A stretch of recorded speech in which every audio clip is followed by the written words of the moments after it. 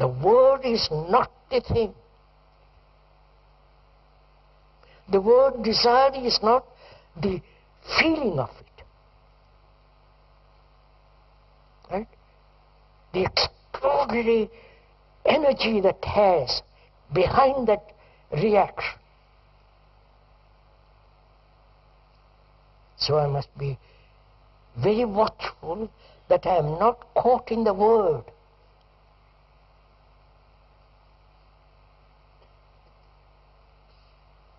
And also the brain must be active enough to see that the object may create desire, right? But there is a desire which is separate from the object. You're following all this? Are we together in this? Are we so aware that the word is not the thing? That desire is not separate from the observer who is watching desire. That the object may create desire, but there is desire independent of the object. Right? And each one has a separate desire. The religious wants God, the mundane, and so on, so on, so on. So, one must be aware of all this. So we are going to find out what is desire. Not the object in the window or on the road or the person I see, but how does desire arise? Right? How does a desire flower? Why does this have such extraordinary energy behind it?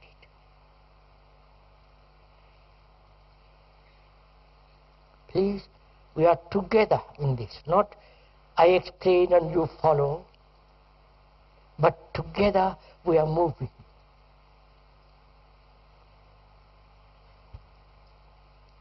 Because this has a great importance in relationship.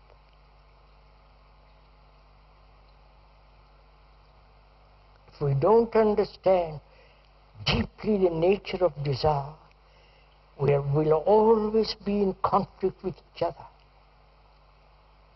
I may desire one thing and my wife may desire another.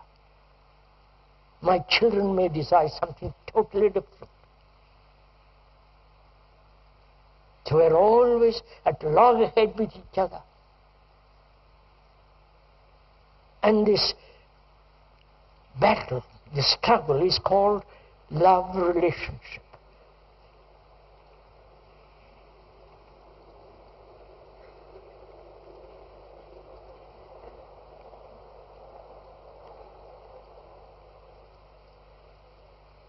We are asking, what is the source of desire?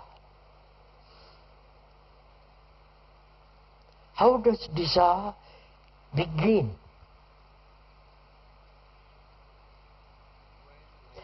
And please, there will be question and answers after next Sunday.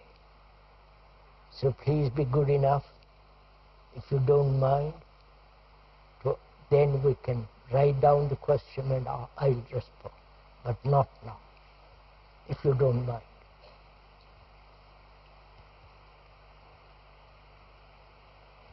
We are asking what is the source of desire.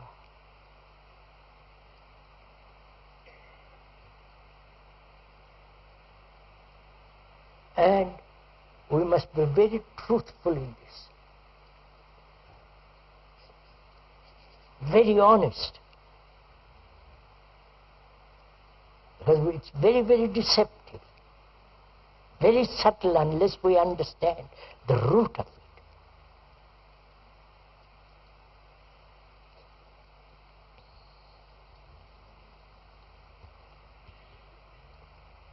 For most of us, all of us, sensations are important. Sensory responses, right? The touch, the taste, the smell, the hearing. And for most of us, a particular sensory response is more important than the other responses.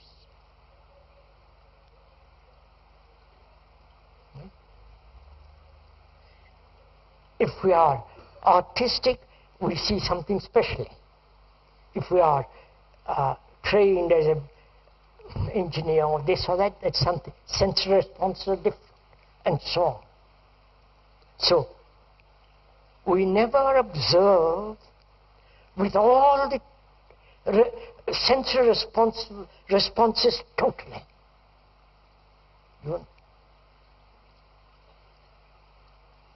We respond or observe in our responses about something special, divided. Now, let's find out if it is possible to respond totally with all your senses. See the importance of that. That is, if one responds totally with all your senses, there is the elimination of a centralized observer. Wonderful, following all this, right? But when we respond to a particular thing separated, then in that separation begins the division. Right? I wonder, find out when you go out of the cabin, out of this tent, when you look at that river, the flowing waters, the light on the waters, the swiftness of the waters, find out if you can look at it with all your senses. Don't ask me how. Then it becomes mechanical. You understand? But if you say, let me try, look at it, find out. That is, to educate ourselves in the understanding of the sensory responses which will be total.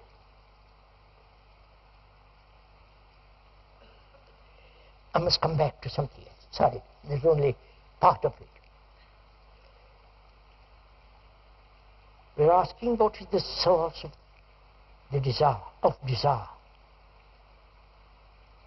As we said, sensory responses. We begin with sensory responses. Right?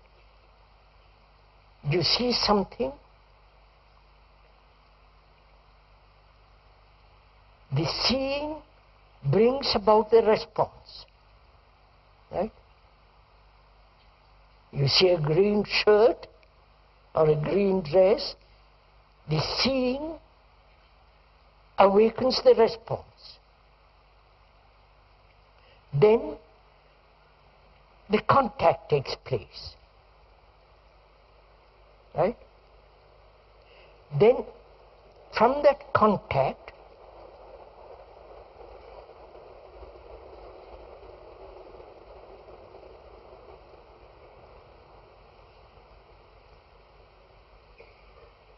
thought creates the image of you in that dress, or you in that car, or you in that house,